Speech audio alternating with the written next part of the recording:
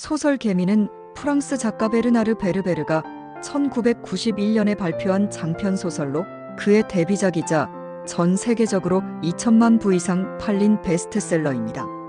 인간과 개미라는 두 세계를 병행적으로 그리며 문명, 지능, 생존 방식, 사회 구조 등을 비교하는 독창적인 SF 소설로 평가받습니다. 과학적 사실에 기반한 묘사와 철학적 질문이 조화를 이루며 독자를 지적 호기심의 세계로 이끕니다. 베르베르 특유의 백과사전식 구성이 등장하며 이 소설은 이후 3부작으로 개미의 날 혁명하는 개미들의 출발점이 됩니다. 이야기는 두 개의 축으로 병행됩니다. 하나는 인간의 세계이고 다른 하나는 개미의 세계입니다. 이 두 세계는 처음에는 별개로 보이지만 점차 교차되며 하나의 큰 퍼즐을 형성하게 됩니다. 프롤로그, 또 하나의 세계. 소설은 파리 근교의 생트 크리시티에 있는 오래된 아파트로부터 시작된다.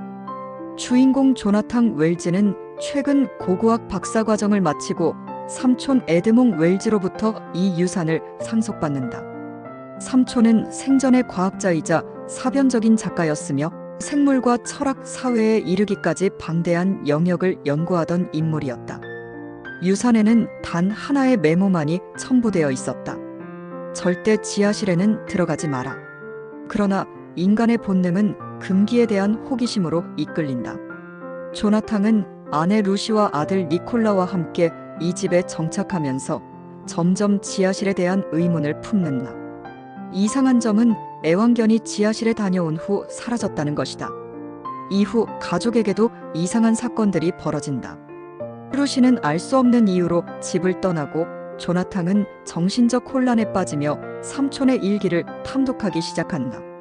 일기는 개미에 대한 엄청난 양의 연구자료와 함께 개미 문명에 관한 철학적 단상을 담고 있다.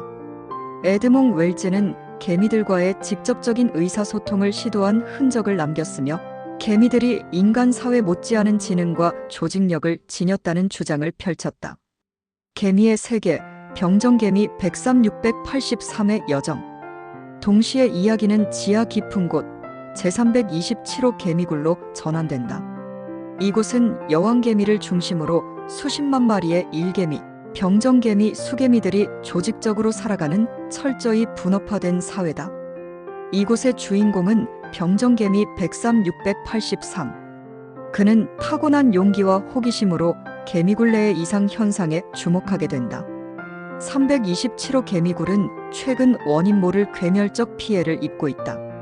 병정개미들이 이유 없이 죽고 일개미들이 집단 실종된다. 여왕개미는 이 현상의 원인을 파악하기 위해 정찰대를 보내고 그 중심에 103-683이 포함된다. 그는 개미굴 외부의 정보를 수집하며 새로운 위협이 기존의 개미 사회와 다른 미지의 존재에서 비롯된 것임을 깨닫는다. 정찰 중 그는 56호 개미굴에서 온 지식개미 400-221과 만나 동맹을 맺는다. 두 개미는 정찰과 탐험을 통해 자신들이 맞서고 있는 존재가 거대하고 무자비한 어떤 존재임을 확인한다. 그것은 바로 인간이었다. 지하실의 비밀과 인간의 오만. 조나탕은 삼촌의 실험 장비를 통해 점점 더 깊은 개미의 세계로 빠져든다. 초음파와 진동, 화학물질 등을 사용한 신호 전달 방식, 개미의 페로몬 해석 등을 통해 개미와의 소통을 시도하며 마침내 개미들과의 연결을 실현하는 데 성공한다. 하지만 그 과정에서 그는 현실과 환상의 경계가 허물어지는 창난 상태에 빠진다. 삼촌 에드몽 웰즈는 생전에 인간의 무지와 오만함을 경고했다. 그의 일기 속 문장은 조나탕에게 깊은 충격을 준다. 인간은 자신이 만물의 영장이라 믿는다. 그러나 지구는 인간의 것이 아니다. 진정한 지구의 주인은 어쩌면 개미일지도 모른다.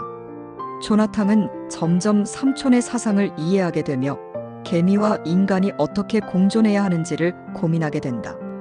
그러나 지하실에서의 실험은 조나탕의 신체에 이상을 불러오고 결국 그는 심각한 환각과 신경장애 증세를 보이게 된다.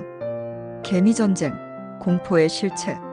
한편 개미 세계는 전면전으로 치닫는다.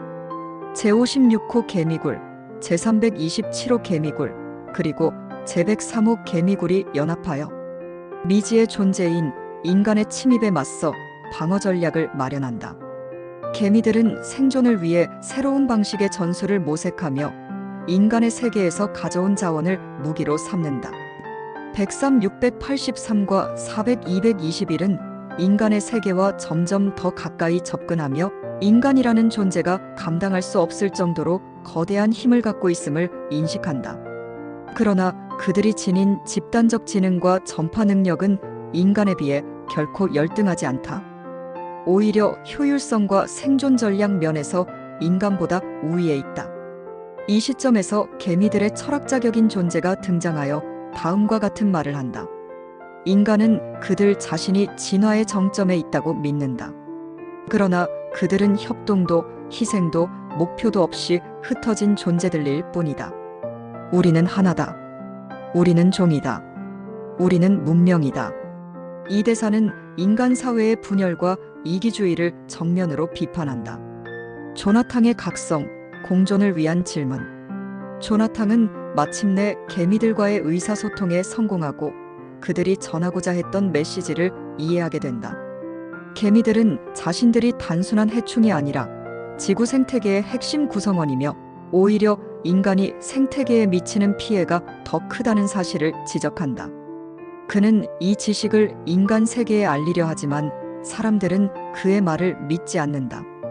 오히려 그는 정신이상자 취급을 받으며 병원에 감금당할 위기에 처한다. 그러나 그는 포기하지 않고 개미들과의 소통을 계속 시도한다. 당신들은 들을 수 없다. 당신들은 너무 시끄럽고 너무 빠르고 너무 자신만만하다. 하지만 개미는 듣는다. 개미는 침묵 속에서 세계를 이해한다. 이 조나탕의 내면 독백은 현대 문명의 소음과 자기중심적 세계관을 비판하며 다른 사람에 대한 경청과 이해의 중요성을 역설한다. 열린 결말, 두 문명의 조우. 소설은 조나탕과 103, 683의 교차된 시점에서 열린 결말로 마무리된다. 조나탕은 개미와의 소통을 위한 새로운 언어 체계를 고안하며 개미 문명과 인간 문명이 공존할 수 있는 가능성을 찾는다. 하지만 동시에 인간 사회는 그를 이상한 사람으로 취급하며 점점 고립시킨다. 103, 683과 그의 동료들은 인간 세계를 관찰하며 또 다른 진화의 형태를 예측한다. 그들에게 인간은 위협이지만 동시에 새로운 지능체와의 조화를 시도할 수 있는 대상이다. 개미들은 공존이라는 선택지를 처음으로 논의하기 시작한다. 마지막 장면에서 조나탕은 지하실로 다시 내려가며 속삭인다. 너희는 나를 이해하고 나는 너희를 믿는다. 우리가 함께 할 수 있을까? 그리고 침묵.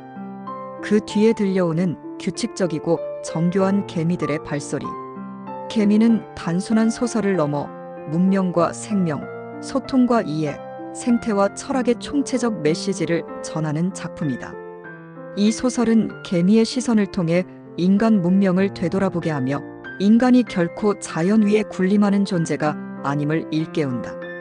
베르베르는 이 작품을 통해 독자에게 묻는다. 당신은 진정으로 이 세계를 이해하고 있는가? 개미는 문명과 생존, 소통과 오해, 생태와 파괴를 다층적으로 그려낸 수작입니다.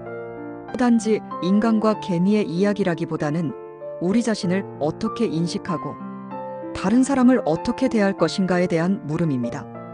현대 사회는 인공지능, 생명공학, 기후위기 등 수많은 전환점에 놓여 있습니다. 베르베르의 개미는 우리가 기술과 문명의 방향을 다시 생각하게 만드는 철학적 거울이자 생명의 다양성과 존재의 복잡성에 대한 위대한 탐구라 할 수 있습니다. 긴 영상 시청해 주셔서 감사합니다.